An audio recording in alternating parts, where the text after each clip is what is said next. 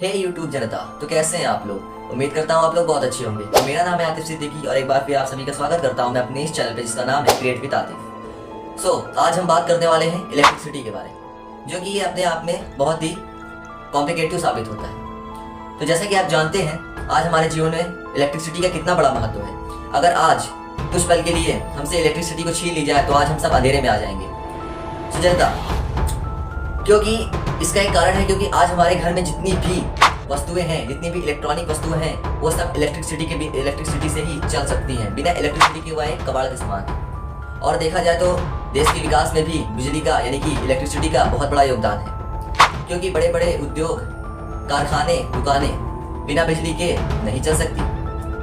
तो ऐसे में हमारे मन में एक ख्याल पैदा होता है, आपके मन में एक ख्याल जरूर पैदा होता होगा कि आखिरकार इस बिजली की खोज किसने की, कब की और क्या कारण था कि इसकी खोज की गई। तो आज की इस वीडियो में हम यही सब पे बात करने वाले हैं। तो वीडियो के एंड तक बने रहें और चैनल पर नए आए तो चैनल को सब्सक्राइब करें ताकि ऐसी अमेजिंग वीडियो आप तक पहुंचती रहे। तो चलिए बिना किसी बकवास किए आते हैं टॉपिक पर। तो जनता, इलेक्ट्रिसिटी के बारे में बात करेंगे तो पहले जान लेते हैं कि ये इलेक्ट्रिसिटी यानी कि ये विद्युत है क्या। देखिए, विद्युत एक ऐसी चीज है, इलेक्ट्रिसिटी एक ऐसी चीज है जिसे ना हम देख सकते हैं और ना इसे हम छू सकते हैं। फॉर एग्जाम्पल, बल्कि हाँ, हम इसे महसूस कर सकते हैं। फॉर एग्जाम्पल, एक तार है, उसमें करंट फ्लो कर दिया जाए और आपसे कहा जाए कि आप उस करंट को देखिए जो उसमें फ्लो हो रहा है, तो क्या आप देख सकेंगे?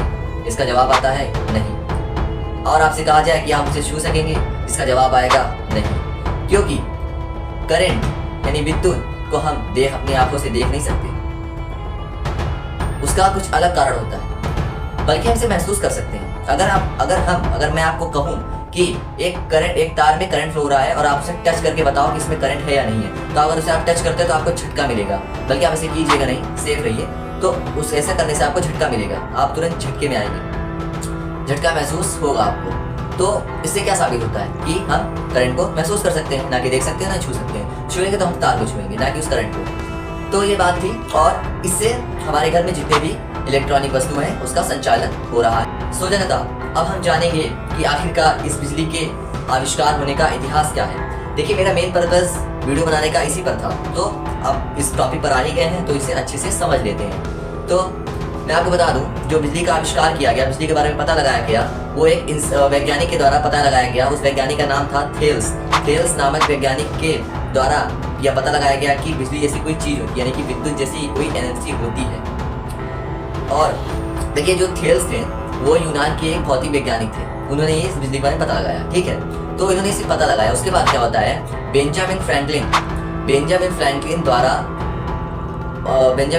जो थे, उन्होंने अपने वैज्ञानिक परीक्षण के द्वारा बिजली को उत्पन्न किया। और उन्होंने यह बताया कि यह जो हम बिजली इस्तेमाल कर रहे हैं, वह आसमान में जो बिजली चमकती है बारिश के वर्षा के समय, यानी कि आपने कभी देखा होगा कि बारिश होती है, बिजलियां कड़कती हैं, तो उसी का दूसरा रूप हम अपने जीवन में विद्युत के रूप में इस्तेमाल कर रहे हैं, जिससे कि सभी इलेक्ट्रॉनिक वस्तुएं का चलना आसान है। मतलब उससे सभी चीजें आसानी से चल सकती हैं, सभी इलेक्ट्रॉनिक चीजें आसानी से चल सकती हैं, ठीक है। तो ये बात बताई, किसने बताई? बेंजामिन फ्रैंकलिन ने बताई। इसके बाद क्या होता है कि फ्रांस के एक महान वैज्ञानिक जॉर्ज लुक्लांसे ने क्या किया, उन्होंने अमोनियम क्लोराइड का घोल बनाकर जिंक और कार्बन का एक छड़ बनाया और अमोनियम क्लोराइड को उसमें डुबाकर, अमोनियम क्लोराइड में जिंक और कार्बन को डुबाकर उसमें से बिजली उत्पन्न की। देखिए, कितना आश्चर्यजनक बात है कि ऐसे लोग थे, कितना माइंड से कितना अच्छा था उनका, है ना। तो उन्होंने ये चीज किया कि जिससे बिजली उत्पन्न हुई। अब इसके बाद क्या होता है कि एलेसांड्रो वोल्टा, एक वैज्ञानिक आते हैं, एलेसांड्रो वोल्टा नामक, उन्होंने सेल बनाकर विद्युत पैदा कर दिया। आज हम जो सेल इस्तेमाल कर रहे हैं रिमोट कंट्रोल यानी टेलीविजन रिमोट में, और रिमोट कंट्रोल कार और भी बहुत वगैरह चीज़ों में, इलेक्ट्रिसिटी चीज़ों में इस्तेमाल कर रहे हैं। तो उन्होंने सेल की खोज की, सेल से उन्होंने बिजली को उत्पन्न किया। तो इतने वैज्ञानिकों ने मिलकर ये सब चीज़ किया। अच्छा, मैं आपको वैज्ञानिकों का नाम गिनाते तो जा रहा हूँ, शायद आप कंफ्यूज हो रहे होंगे कि आखिरकार मैं इतने वैज्ञानिकों का नाम गिना दिया, इन सभी ने तो उतना ही काम किया जितना सभी ने किया, मतलब एक बराबर ही सबने काम किया। देखिए क्या होता है, हुआ क्या था कि अगर मैं कहूँ कि इसके पीछे बिजली को उत्पन्न करने की दिशा में सबसे बड़ा काम किसका था, तो वो था माइकल फैराडे एक वैज्ञानिक थे। उन्होंने यह बताया कि आपने तांबे का तार देखा है, तांबे का तार का कॉइल यानी कुंडली, तांबे का तार का कॉइल में चुंबक को आगे पीछे किया जाए तो उसमें से बिजली उत्पन्न होती है। उनके यही सिद्धांत से आज जो हम जनरेटर यूज कर रहे हैं, उसी उन्हीं के सिद्धांत से उसका जनरेटर का इन्वेंशन हुआ। देखिए जनरेटर की बात कर रहे हैं तो इसका मैं एक नाम आपको बता देता हूँ। इसका जनरेटर को हम डायनामो के नाम से भी जानते हैं, है ना। जनरेटर को हम डायनामो के नाम से भी जानते हैं। इसका देखिए, हाँ, इसका जो इन्वेंशन हुआ वो 1867 में जर्मनी में हुआ, ठीक है। जर्मनी में इसका इन्वेंशन किया गया, तभी से हम जनरेटर का आसानी से इस्तेमाल कर पा रहे हैं। देखिए बिजली पैदा करने के कई तरीके हैं। एक पहला तो हो गया जनरेटर, और दूसरा होगा वायु, तीसरा ताप, तीसरा और चौथा जल। तो इन तीनों के बारे में थोड़ा थोड़ा जान लेते हैं हम लोग। हम जानेंगे अब जल के बारे में। देखिए होता क्या, 1858 में अमेरिका में गिरते हुए पानी से बिजली को उत्पन्न किया गया, बिजली पैदा की गई। देखिए दिमाग देखिए, गिरता हुआ पानी से बिजली को उत्पन्न किया गया। तभी से सभी देशों में बड़े बड़े टरबाइन को चलाकर बिजली पैदा की जाती है। हमारे भारत में भी होता है ऐसा, बिजली को पैदा किया जाता है बड़े बड़े टरबाइन लगाकर ना, टरबाइन बनाकर बिजली का। तो अब हम बात करेंगे ताप के बारे में। ताप यानी आग। एनटीपीसी का नाम सुना है आपने, नेशनल थर्मल पावर कॉर्पोरेशन। हाँ, एनटीपीसी जो है, यहाँ पर आग से बिजली को पैदा किया जाता है। यहाँ पे बड़ी बड़ी चिमनियाँ होती हैं, उसमें आग, कोयले की आग होती है और उसमें से बिजली को पैदा किया जाता है ना। एनटीपीसी की बात कर लिया, ताप की बात कर लिया। अब बात कर लेते हैं वायु के बारे में। अब वायु, आप सोच रहे हो वायु से भी बिजली पैदा होती है? बिल्कुल पैदा होती है वायु से बिजली।